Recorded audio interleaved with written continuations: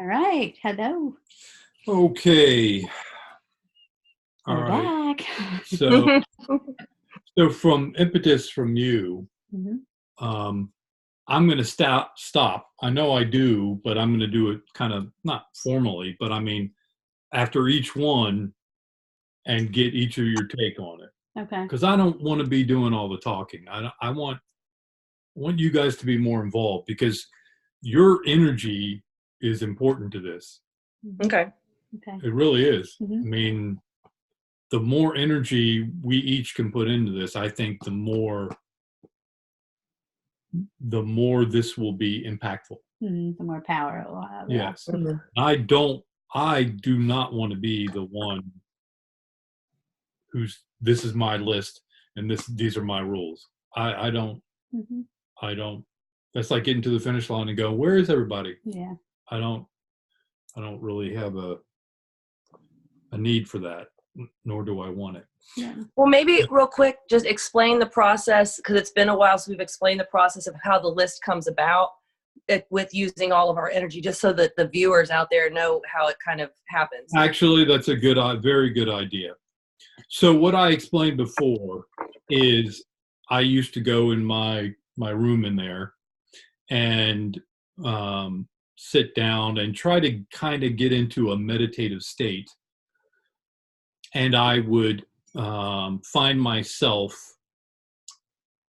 looking at what I called my council, and it was a round table, and I was seeing it from the side, and it was a round table with roughly I can't say they're individual, but the feel I get is roughly 4 or 5 beings, Mhm.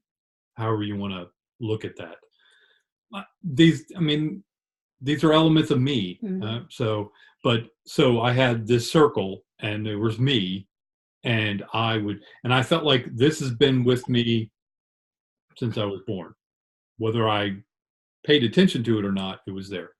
Mhm. At some point in time, so that's how the list got started, is in kind of getting with them. And I think through my intent, I wanted to get some messages. Mhm. And that's how the list started. At one point, the circle state was still there, still that same round table. There was another table that was added, and it encompassed the smaller table, but it was higher and it had more beings. The impression I got was more beings. So I had this table, I was looking at it from the side. I had this table with roughly 4 or 5 beings. And then up here above and spread out, I had another bigger round table.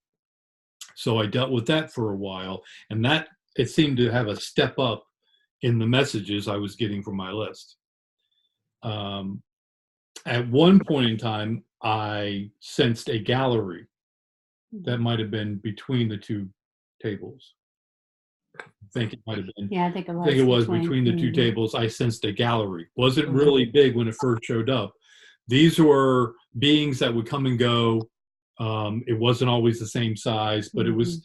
Just think of it like high school stands, but really small high Mhm. school stands, and they encompassed all of us. Mhm. Um, and each time I would get some, so I felt like I could get something from them, or what they were feeding was going into the the outer, the bigger circle round table, and then that was feeding into the inner round table, and then that's who I was really involved with. Then at some point, the gallery became bigger. So from high Mhm. school stands to um, maybe like a large auditorium, or Mhm. maybe a small college stands around it. It wasn't always full. It was, it depends on what was going on or whatnot, but I didn't really focus on it. I just sensed it. And then it kept, over time, it kept getting bigger and bigger and bigger until it was the size of a about the largest stadium you could ever imagine. And lately it's been packed, full. And you went in there And with our energies, right? well, yeah. Well, I'll get to that. And then at one point in time, I noticed a new circle, but this time it wasn't a circle. It was a kind of like a sphere Oh, that's right. inside the stadium, encompassing myself, the small round table, and the larger round table, and it was a complete sphere. Mm-hmm. And then at one point in time, I moved from seeing my round tables from the side to being above or in the center of the inner circle.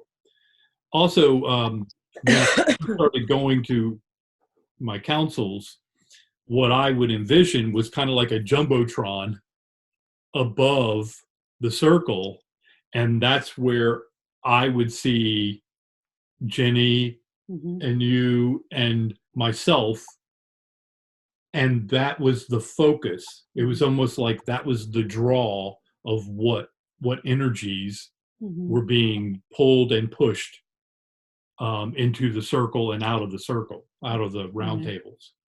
So it was, when I go there, because I go there sometimes just for myself, I get other stuff, but it doesn't have this signature.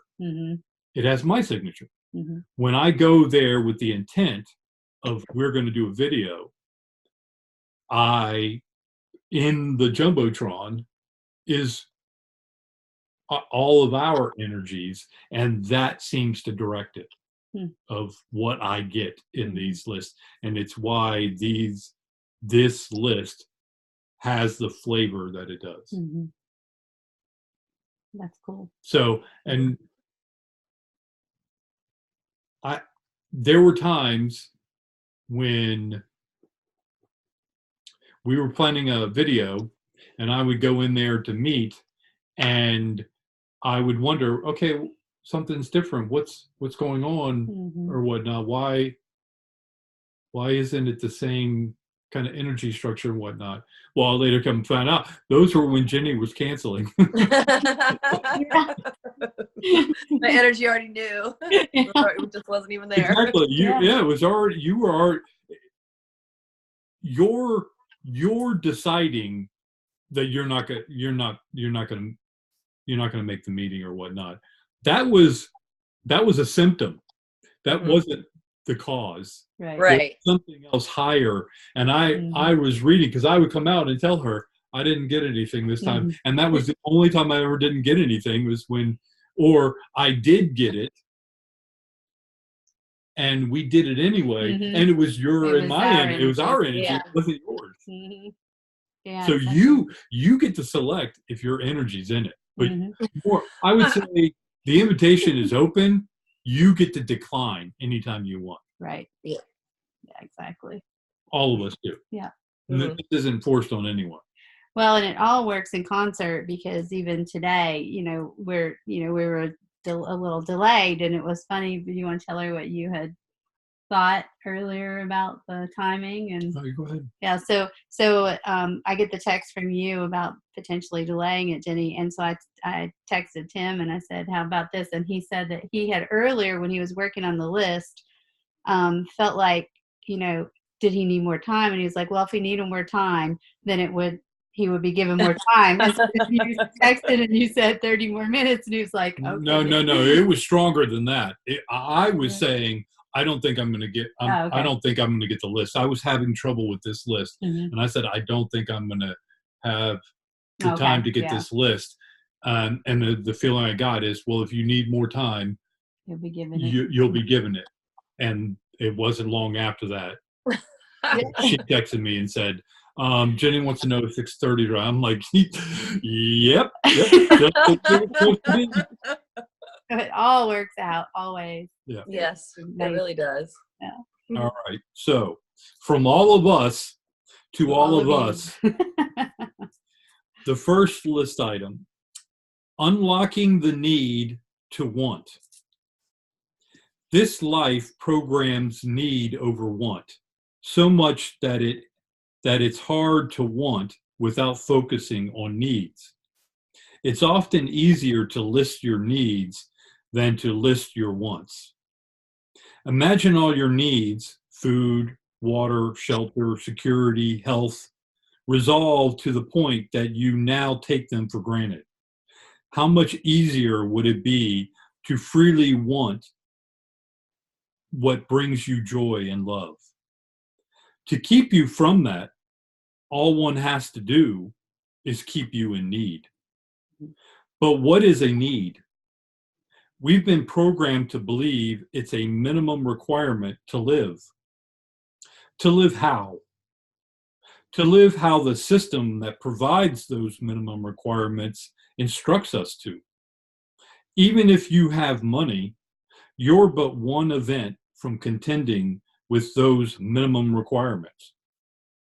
Our belief in those minimum requirements are what imprisons and governs us within the walls of a minimum of existence. To free myself from that self-imposed servitude, I relegate that belief to the past and now choose to expand my wants to living, canceling my subscription to a needs-based life for an agreement with myself to wanting to live a life worth living. Mm. Mm. Yeah. So thoughts? Yeah, that's really good. It's I used to be driven by a scarcity mindset or need, always stressing out about how I was going to pay the bills, have to work so hard, working to live, all that. And luckily now I'm in a situation where I just don't worry. There's a lot of things that come up that are like, I don't know if it's like the universe, God, whatever, trying to get me back into that to see, can I bait her into this worry again? Can I get it? But the more that I stop it, pivot my thoughts, know that I'm okay, and then focus on like coloring or something that brings me joy, it goes away and it's always fine. Mm-hmm. But it takes me having to overcome that thought and to reprogram that thought. Yeah, it is. And it's we've been programmed a lot in that regard too, to focus on our needs and that we shouldn't want. Mm-hmm. It's like it was being frivolous to want, that it was, Mm-hmm. you almost had to justify your wants for everything, and versus Right. just allowing yourself to want it, versus saying, well, I mean, I can speak for me. Has been hard for me to say, well, I just want it. Mm-hmm. So I didn't want that. It was like, I felt like I needed to justify it. Right. Yeah. Because of that programming. And the more we can catch ourselves in that and start to pivot, like you said, and shift, then we allow ourselves to actually truly want it. Mm-hmm. It's because we want it. I was even like that with buying crystals not that long ago. Oh, do I need this crystal? But I really want it. But do I need it? Is there some kind of spiritual work I can do with it? And, it's like, why don't I just buy it? So now sometimes I just buy it. Mm-hmm. Yeah, exactly. Mm-hmm. You get a sneaky look on your face. I think there's more coming. It's funny because you guys are already on it. How do I know it's your energy? Mm-hmm. If you knew what I knew right now, and based on what you guys just said, we'll see. We'll see if it goes. You guys are right. You're right in the energy. Excellent. Right in the energy. All right, the next item. Prioritizing your wants to needs. Needing food to eat is a want to live. Needing water to drink is a want to live. Is wanting to live a need? Do you need to live, or do you need to want to live? If you no longer wanted to live, what would that do to your need to live? We are all here because we want to live. And we've been directed to prioritize some things as needs to achieve that want.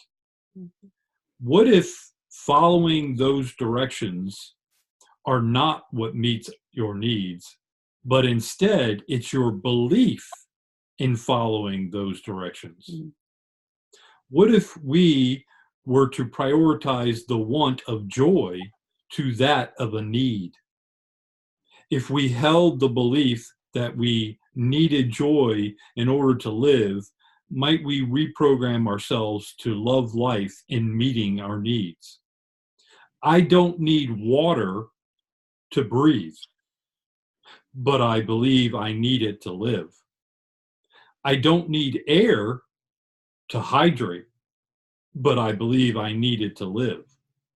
My belief that I need both water and air to live sets me on a course of actions in achieving those needs to satisfy my want to live. What if we were taught from birth that joy was as needed as air and water in order to meet our needs towards living? Living may not require joy, but it sure is interesting how many of us have prioritized money as a need. Wow, this brings all kinds of, when you're talking about needing joy, but joy as a need. I mean, think about it. We fight. If somebody's holding our breath, we're fighting to get that air.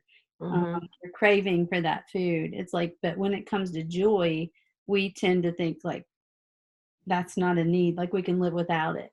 Or sometimes we to have it is bad. It's like the joy will take away from us meeting our needs. So we have to focus on meeting those needs instead of finding the joy because that's frivolous. Right. And the feeling inside me when you said that about making joy a need was like, wow, how impactful would that be in how you schedule your day and what you do? Mm-hmm.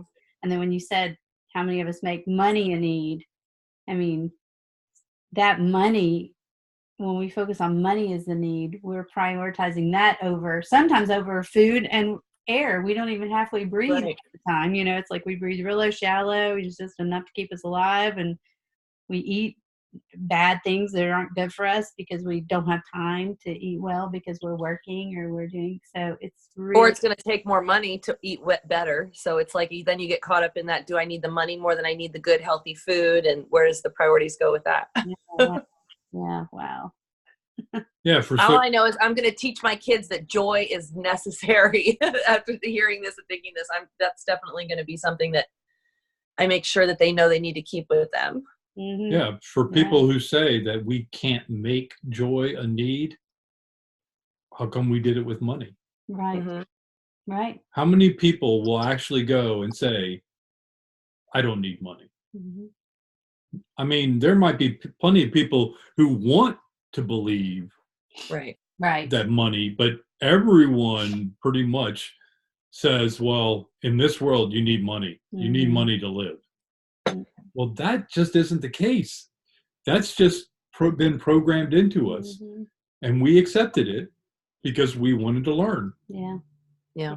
So that's what we're doing. Well, and what comes up too, as you're talking about that, is when you hear about people, the whole adage, live like you're dying, or people that find out they're terminal or on their deathbed, they're not crying because they didn't make more money. Yeah. They're crying because they didn't spend time with their family or they didn't do the dreams that they had. It's all a joy part they're starving for that joy piece and mm-hmm. regretting that they put things ahead of that joy piece. Oh. Right. Yeah. Interesting. Yeah. Okay. The next one. A recalling of joy. Money is falling. Its end is nigh. Like all material things, its value a lie. We clung to its use and hope of a peace, to buying our happiness for all wars to cease. But that didn't happen in all this time. Now I can't be bothered to pick up a dime, to call their bluff of peace and happiness, to escaping their prison of greed and business. As I sit here, battered and shaking, I sense a new awareness in the waking. One of possibilities outside the greed, looking more inward by questioning their need. Inside I find the best place to start, unraveling the traumas surrounding my heart. It's preoccupied the body a method to bleed. Let me say that again. It's preoccupied the body, a method to bleed, but it's also the source for wanting in need. They programmed my need from the time I was little to jump through their hoops to playing their fiddle. Now, out of my sleep, from my time as a boy, I recall my heart's need for living in joy.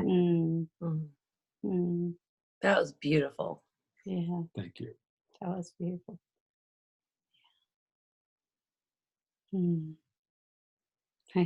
What came up was out of the mouth of babes. When you talk about being little, and it's the kids have it, even, in the Bible and stuff, they talked about bring me the little children, it's like the kids have the concept, joy. Yeah. Well, the last two lines, now out of my sleep from my time as a boy, I recall my heart's need for living in joy. Because that was really the last time a lot of us, I won't say all of us, but a lot of us lived in joy. We didn't have all these demands of life that were assigned to us and programmed into us. And we went and played games. And the only restrictions we had are, oh, come on, it's time for dinner. Yeah. Well, and it's interesting because if you think about those heartwarming memories that you have, joy is at the core. I mean, if I sit in the things that are flashing in my mind, it had that feeling of joy associated with those little snapshots, But it also is interesting that those snapshots stand out among the background that wasn't joy. I remember those because there was so much that wasn't joy, but there were those vignettes that are popping in my mind right now that were the pieces. I remember more of the joyful moments now than I do anything else of childhood and everything. And that is good. And then it's funny because as we grow up as a woman, not so much as men, I don't think, but we want to have children so badly. And some, it's like, because we're trying to find that joy again. And then a lot of us end up living through our children instead of living our own lives, trying to seek joy out. Yeah. And then I think when you do that, you end up killing your kids' joy. Yeah, because we're, Well, that's the thing is we're programmed to kill our own joy and then teach our own kids how to kill their joy. By trying to steal it. You're not bad for doing it. No. It's survival. We did this so that we could learn not to love it. Yeah. Yeah, it goes back to this whole survival and need, and that's how we have killed it. Yeah. The intent was a good intent, but it was warped. Well, programmed. I think it had an earlier good intent. Yeah. And it was hijacked. Now, we allowed it to be hijacked because we said there's something to learn here. So we did. But now it's time to wake up. Right. That's what we're in now, is the awakening. This is what this talks about. I mean, I've read this a couple of times, and each time I read it, I get something new from it because I realize, oh, I know what that symbolizes. Oh, wow, I didn't even think about that. So there's a lot that we are going to wake up to, that we're going to remember. Oh, I remember when I used to do that. Yeah. I remember when I used to think that way. I remember when I used to allow that into my heart. Yeah. I remember when I gave I gave this a chance to catch my attention, and now I no longer do. Yeah. But you always have the choice. It's never too late. Yeah, exactly. What keeps coming up too is affluence does not equal joy. I mean, you hear about these little tribes that have middle of nowhere living together, and some of them are the happiest people on the planet. Not all, but some of them you hear about, and they're the happiest people on the planet. They really don't have affluence from a money affluence, but they're extremely joyful because of that energy. And so it links back to that earlier thing of what do we really need? Well, that's because they don't have all these things assigned to joy. Right. They get to follow a simpler calling of joy, which is truer to the heart. Whereas we've been assigned all these things. We'll get joy if we have a bigger house. We'll get joy if I can get that better job. Yeah. I'm not saying all of us. There's a lot of people out there that says, well, my job's only to fuel my hobby or whatever. My rock climbing, world. So, or sailing, or horses, or cars, whatever. or whatever. Yeah. So, who knows? All right. The next one. Timing the revival of the heart. As we close out this age of the brain, some who are ready begin opening the age of the heart. In the brain era, we are hurried and pressed for time, allowing logic to settle most matters. The heart is allowed some choosing, but is subject to the brain's power of impeachment. The brain is our computer, programmed to follow instructions with a focus on processing speed. Its mandate is on completing its tasks, success rewarded by further tasks, failure punished by repeating the task. The brain has served a purpose driven by task, leading now into its sunset. Priming its awakening, the heart longs for its fuel, sunset preceding its rise. In time, the heart will open a new era, one less hurried or tied to matter or fact. It will want what it wants, no longer diverted by truths programmed in logic. The heart won't settle for task and processing, but instead be moved in the journey of knowing and learning. It won't be sped up or kept in slumber, for it's just a matter of time of its revival and its feeling of joy. The timing isn't logical. It answers to the whim of the heart. That's good, too. A lot of people asking, why won't this hurry up? For those who are listening to, the Q stuff and others about, if you want to call it ascension or whatnot, why won't this hurry up?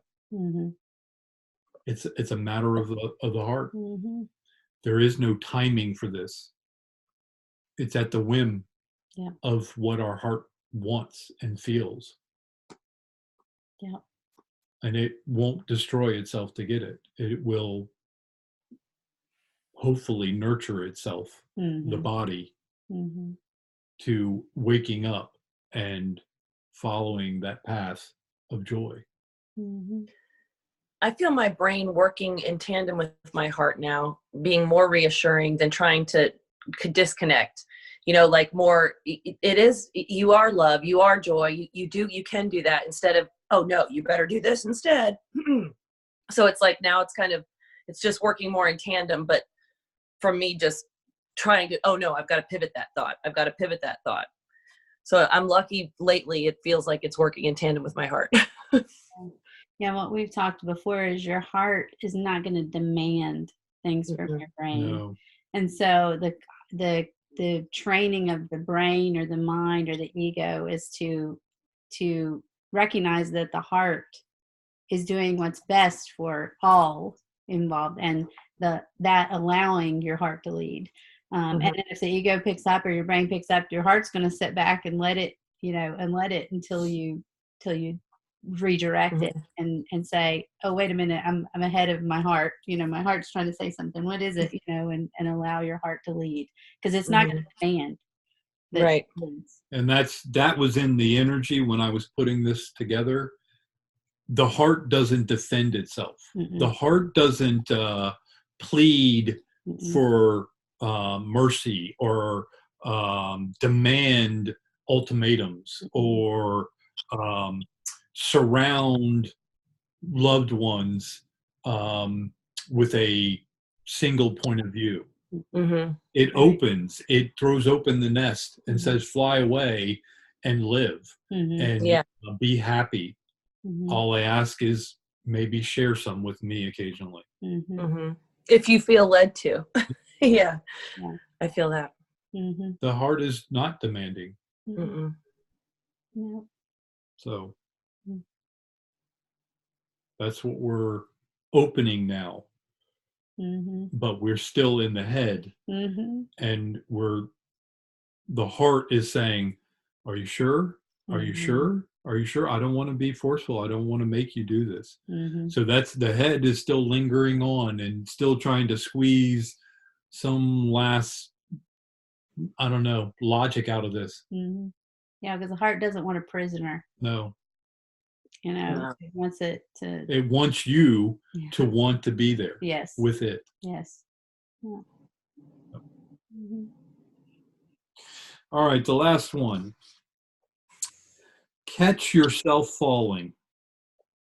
What can you do in this time between brain set and heart rise? Is but one thing only, to catch yourself falling. Mm. You don't need to stop or start anything. Just catch yourself falling for the old tricks, the programming, the reasoning of logic, and then pause to see what develops. You may sense little to nothing early in this newfound freedom, but I suspect that in time you'll find these pauses give way to thinking from the heart. You may then gain the power to break your daily rituals and a way to explore your new freedom of thought. There's no pressure, no directive, no time limits, just a freedom to choose, to play, catch yourself falling. I won't summon their magic saying of there's nothing to lose, but you never know. Once you start playing, you may catch yourself rising. Mhm. Mhm. Yeah. Yeah. Yeah. The heart is not going to demand anything from you. Mm-mm. It's not going to make you stop doing what you've been doing. Mm-mm. All it asks is you give it a chance. Pause, just give it a chance to Mhm. be in the process. Mhm. Mm-hmm. I feel that catch yourself rising too, because what's coming up is the times when I've been able to center into the heart. It feels very light and almost like you're floating. Where if you're in the head, it can feel very heavy. Mhm. Mm-hmm. That density can feel very heavy or fearful, or those. But if you're in the heart, it feels very light and you know not a lot of effort normally.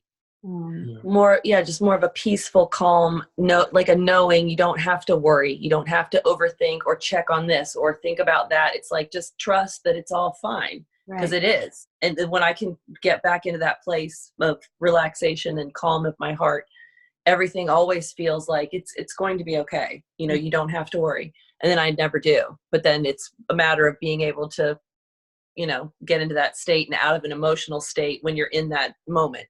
Mm-hmm. Because the emotional state makes it prolongs the heart, getting back to the heart. Mm-hmm. Yeah, I have a sense that a lot of our heartache in the past has been the heart following the mind Mm-hmm. of what the mind tells the heart it needs. Mm-hmm.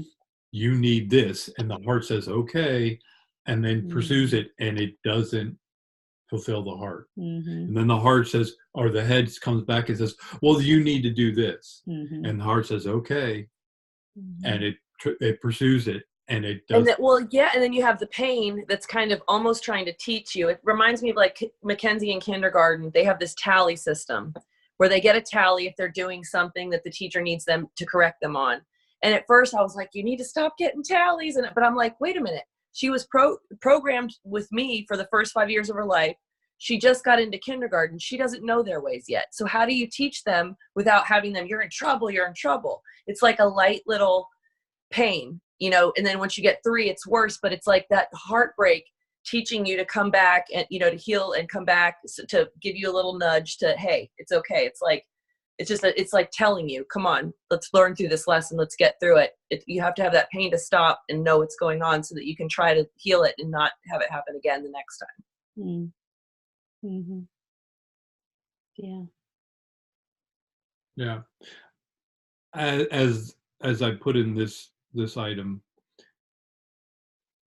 I believe that the thinking from our heart will begin to come online,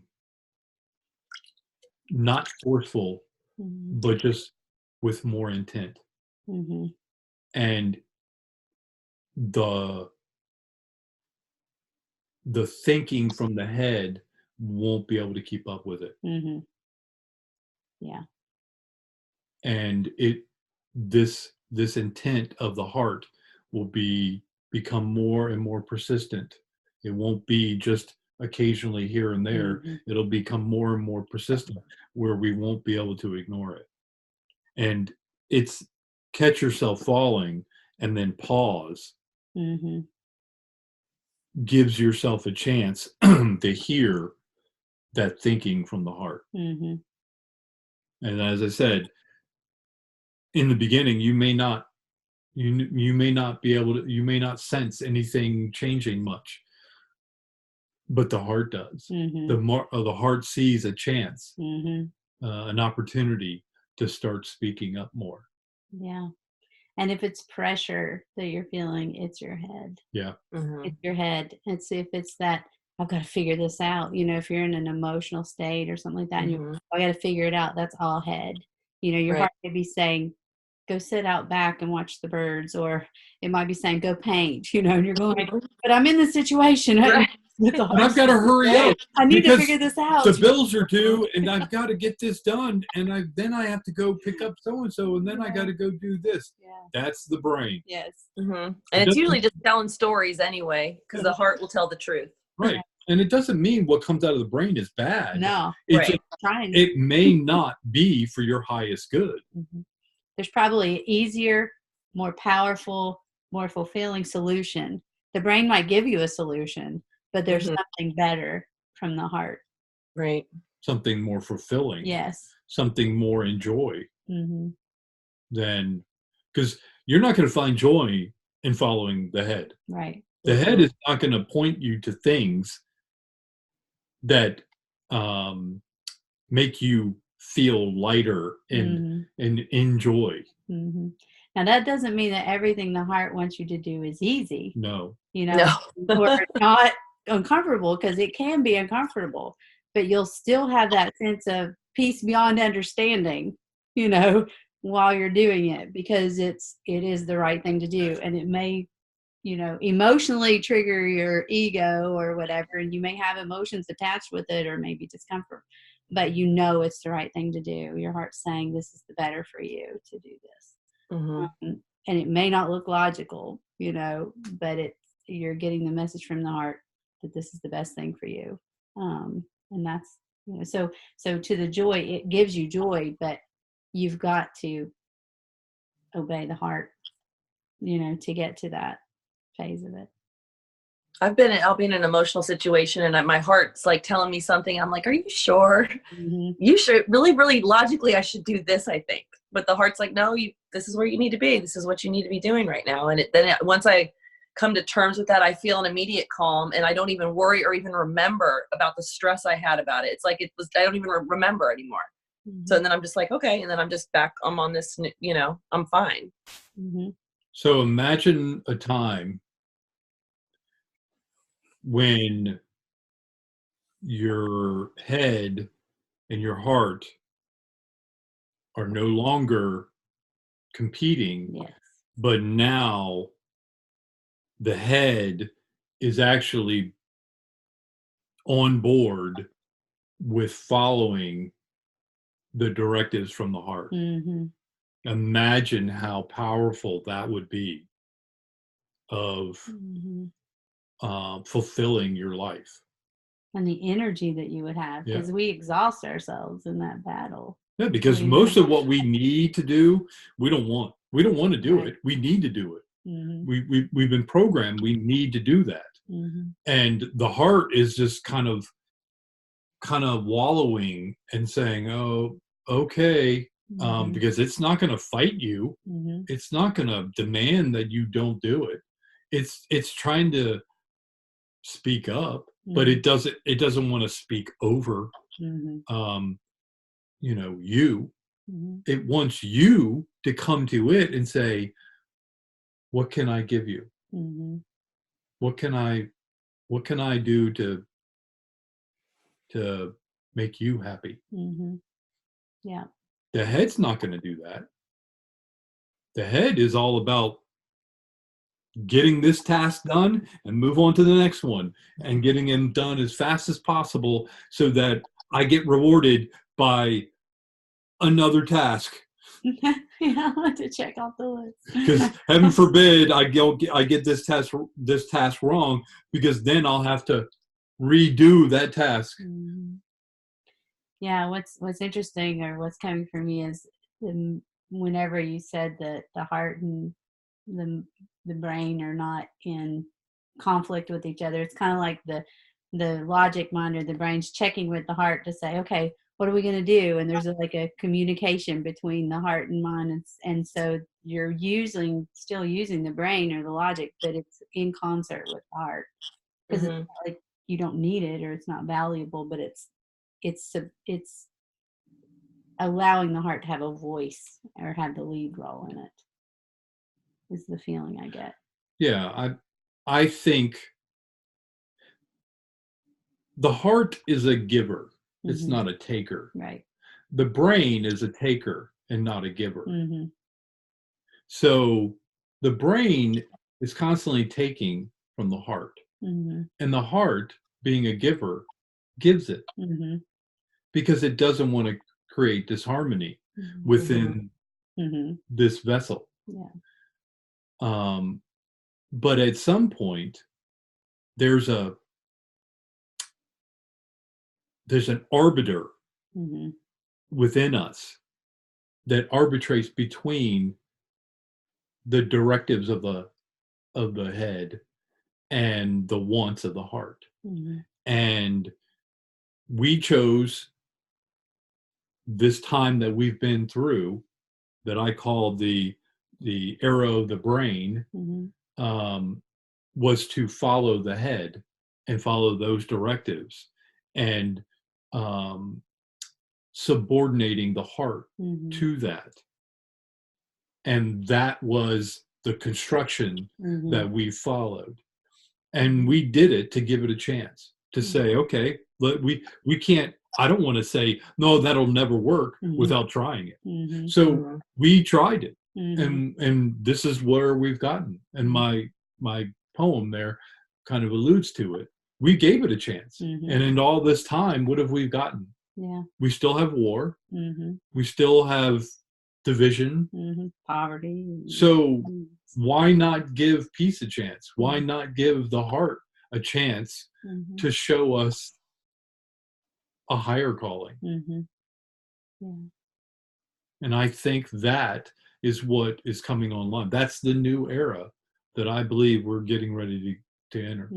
I believe that's what's happening, because then the more heart-centered you are, you come out and then you basically sandpaper against the people who aren't and start to shake them up, because they get really uncomfortable. People who aren't ready yet to live from their heart, when there's heart-centered people around, they're like, ugh, and I think they start to go out of whack, and it starts to mess with their programming. Well, they don't understand how you think. It's like all of a sudden you're not responding the same way, and it's like, well, that's because you've broken out of the hive, the hive mind, and they can only relate to you if you're in the hive, answering to a higher calling from their point of view, which is someone else's calling. And so all we can do is be, and they can see and ask questions, or as they get into those questions within themselves, that's the best thing we can do. Yeah. And not subordinating our wants to their needs. Correct. Because we say, well, I want stuff all the time. I want stuff. Yeah. But trace those wants. Mm-hmm. How many of those wants are to a programmed need? Mm-hmm. What you should do or what you, Yes. yeah. Mm-hmm. Yeah. That's what we're in the middle of unraveling. And it's not going to be done by brute force. The heart doesn't work that way. Mm-mm. No. All it asks for is a chance, a pause. Mm-hmm. Just give me a pause and let me, I'll know that this is my time to speak, but I know you may not stop what you would just pause to do. You may continue and do it, but at least you gave me a chance. And I think in time we'll learn to make those pauses longer and longer and longer, and truly hear with the heart's ear of what it's asking for, and realize, hey, I think there is something to this. Yeah. I think there is something more to beyond logic, because we've done logic. We've followed their needs.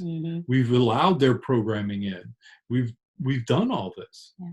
And even the most successful, are they happy? Are they living in joy?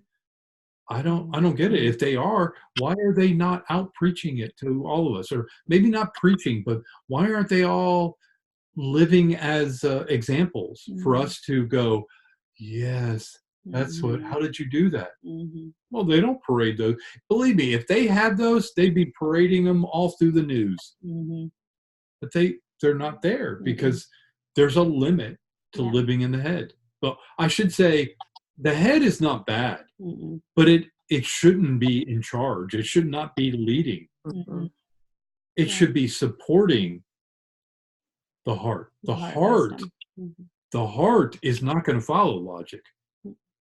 It's gonna beat to its own drum, and it's gonna follow the things that are outside reasoning and logic. But it's a music that keeps coming up and keeps playing, and you kind of lose yourself in a song. Yeah. Well, think about how comforting just the hearing of the heartbeat is. When you think about it, it's the heartbeat. If you want to calm a child or, whatever, that heartbeat. So, I mean, that in and of itself is we're programmed to resonate and align to what our heart. Well, now you're alluding to what I was talking about, the sunset and the sunrise. It's a matter of birth, and even before birth, the heartbeat's there.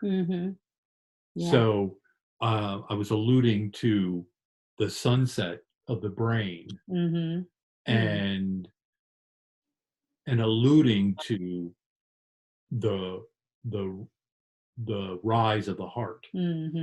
But we're in the in between, and that in between is when you can feel the baby's heartbeat prior to birth. Yeah, that's what we're in right now.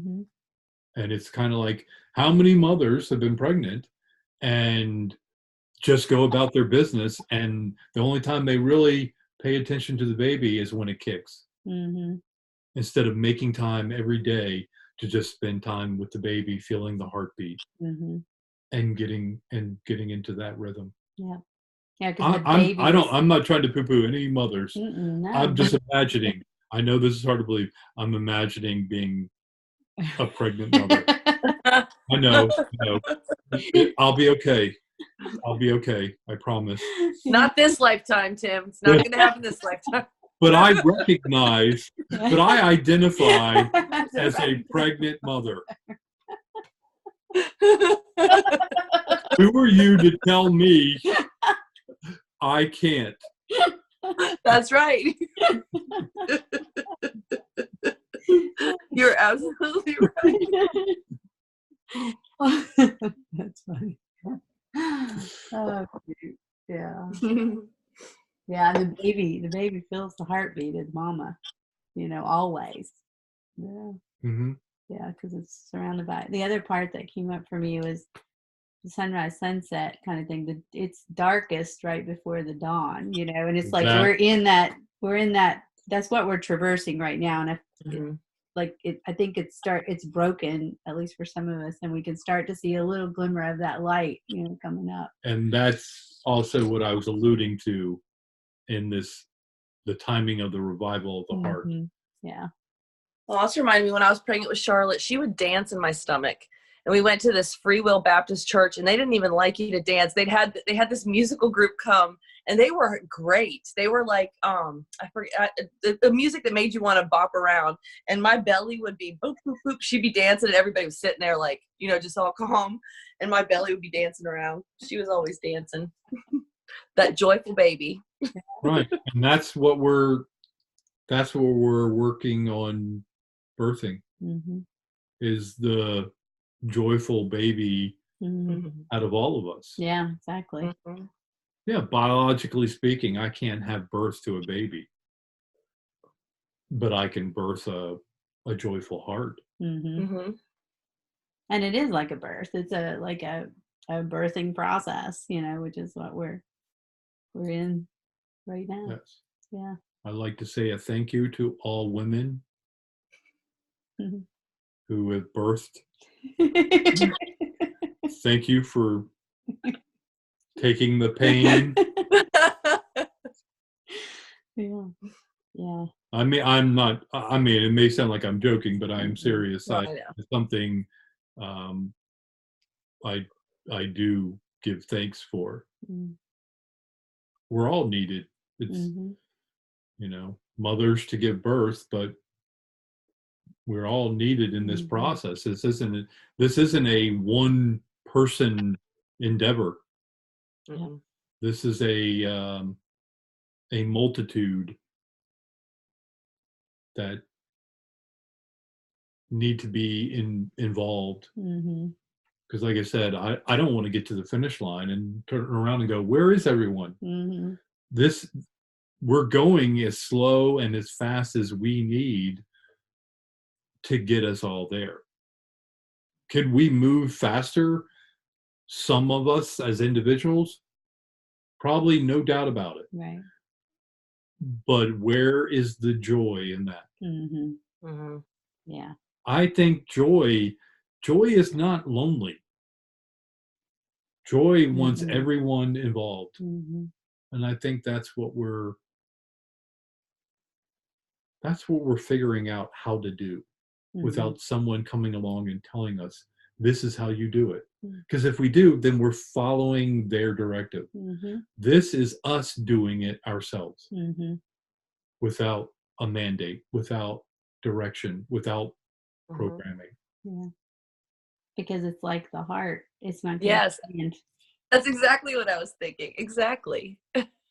It's not going to demand. Right. So it's going to wait patiently for each of you to decide when you're going to listen to it. Yeah. It won't demand. It won't scream at you. Nope. It won't even try to guilt you into doing it. It doesn't work that way. It just waits patiently, hoping you'll give it a pause so that it could know, okay, can I get to talk now? Okay. All right. Let me just say. Yeah, I don't know. I had this epiphany though, because my dad had a heart attack on Father's Day.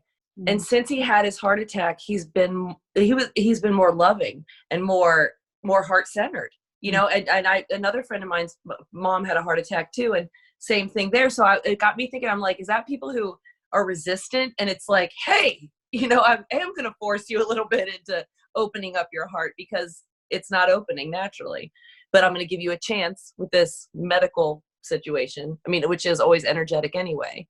But if my dad is more heart-centered after his heart attack. Yeah. Well, symbolically, those who are in more 3D will see it as a heart attack, a biological heart attack. Those who are moving beyond 3D will see it as a energetic,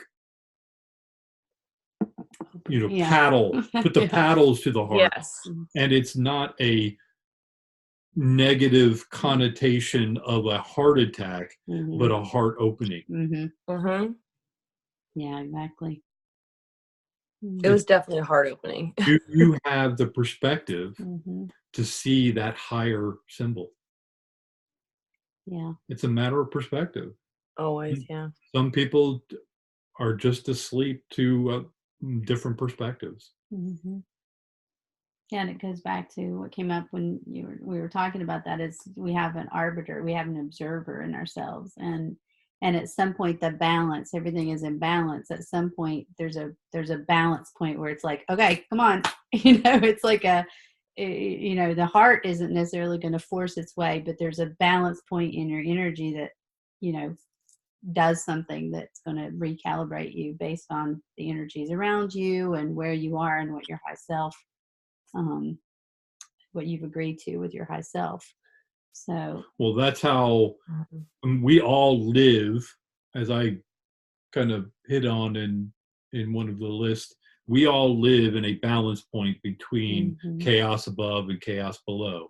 Each person's balance point is based on their perspective and what they have going on and how much chaos they can handle.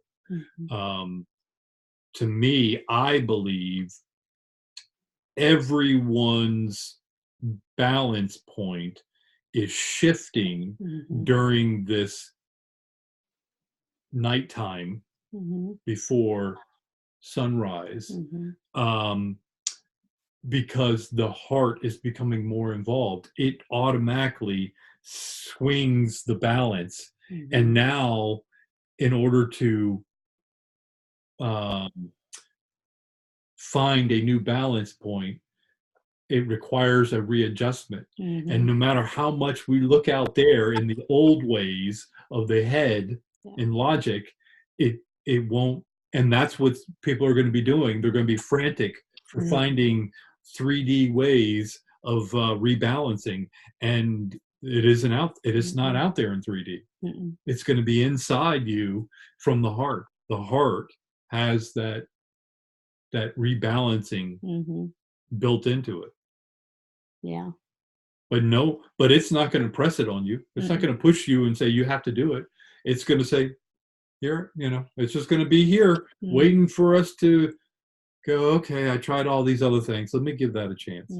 Yeah, because the shift in that balance point makes staying and trying to stay in status quo more difficult because you're in resistance. It's going to be frustrating. You're going to wear yourself out. It's going to feel very uncomfortable. And at some point, there's a point at which you go, okay, this isn't working. I've got to find another way. And whatever that manifests physically or it manifests emotionally or, whatever, it will manifest for you in whatever way that you need it, I guess. Right. Or that will resonate with your programming at the moment too. Exactly. Yeah. But all of our perspectives are in expansion mode. Yes. It may feel destructive instead of constructive. If you're in fight mode, yes. If you're in logic, mind, fight mode, then it can seem very destructive. Right. But it's not until we let go and relax and see where it's taking us that we begin to realize the heart is waking. Yeah. Yeah. Absolutely. That was beautiful. Thank you. Thank you. Thank you. Thank you. Yes, that was beautiful. Good job, Jenny. That was awesome, guys. Yeah. I just wrote the words down. That's all. So. Yeah. No, I was feeling the energy of it. Yeah. Grand. Yeah. Was there a thunderstorm out here? I felt like it. Yes. There was through my body, that's for sure. That's because I was struggling. My heart was trying to sing and my head was trying to go, I got to get this. We have the video at 6:00. I mean, I've got to get whatever. And I hit that wall. I hit that wall and I kept pounding my head against the wall. My heart finally had, I don't know. I can see your heart sitting there like, oh, come on. I'm not going to force you. Come on. Please turn to me and ask. It might. I mean, I can't say that my heart isn't a bit of a smartass. It might say, I think if you hit it that head one more time, it might work. Oh, Oh goodness. Yeah. that's so funny. I believe that my inner smartass is waking. It's Mm-hmm. gonna be waking with my heart, Mm-hmm. because it's how I used to be when I was younger, and I didn't take things too seriously. Mm-hmm. The more I started taking things more seriously, the more serious I became, Mm-hmm. and the less humorous I became. Mm-hmm. Yeah, that's happened to me too. And I Same believe thing. that's coming back online. Mm-hmm. And I like intelligent humor. Mm-hmm. Humor that makes you go, "Hey, wait a minute, that's a second mean. Oh, wait a minute, that's got 3 meanings to it." That's what I like, and that's what I try to work into here, because Mm-hmm. we get, like, when I sit in the council, I get stuff, and I go, that's kind of simple. That doesn't mean I'm going to say no to it, but it's kind of like, is there something with a little bit more depth? Mm-hmm. And then I kind of reach back in and see what comes out, and that's, Yeah. I don't know, it seems like the deeper double triple meaning type stuff seems to resonate with us Mm-hmm. better. Mhm. That's why it's coming out in this flavor. Yeah, because it's like a gift that unfolds, or a lotus flower that blooms. You see that petal, and then it's that petal. Oh man, it's like a gift that gives so much more when it has those Or it's Yeah. it's a rose when it's shaped, when it's like this, but when you look at it like this, Yeah. it's a heart, and when you Mhm. flip it over this way, Mm-hmm. it might be A butterfly or something. yeah. Mm-hmm. Mhm. That's, I think this is us conjuring our magic, Mm-hmm. Yeah. built around symbology and whatnot. Mm-hmm. But magic isn't bad or good. It's Mm. it's air we breathe. Mm-hmm. Yeah. Cool. Awesome. This was so much fun. Yeah. Are we finished? Are we Yeah. Yeah. I just like to ask, please don't make it so hard next time, okay? Well, that's My up to you and your head. bar.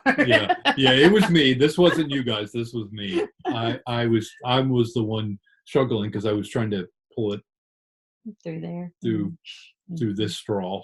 Mm-hmm. Well, thank you for all your obedience to your heart. Yeah. It Mhm. Fun. took me a while to get there, but I got there. All right. Well, bye, everybody. Bye.